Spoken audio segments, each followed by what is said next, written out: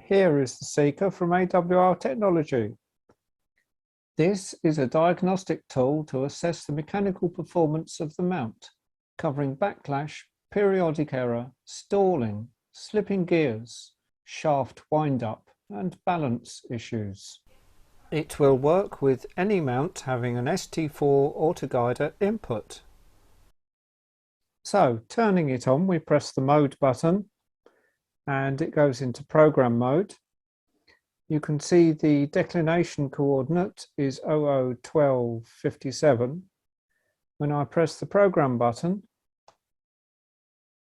the declination coordinate moves. That means it has moved the telescope, and we have programmed the Seeker to do the programmed length. Then you change mode to drive, and whenever you press the button, it will do the next spot on the rectangular sequence. So here we go, pressing drive. The RA coordinate is changing. Red light was flashing, it has now arrived. You can do what you want at this point, like take a photograph. Press drive again. Declination is going downwards this time. Next point. Press again. RA is moving.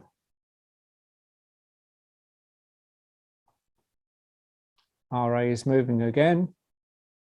So we've started from the center, we're working out across the top, and the next one we're going down.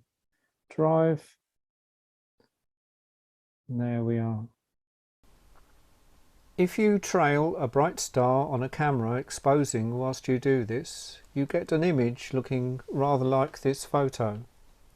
This was of an overloaded mount and has a complex set of errors to deduce.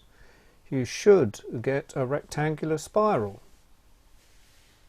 As a tool for use in astrophotography, you can do a mosaic by programming a larger length so you can cover a large part of the sky without missing any. A neat little gadget from AWR Technology.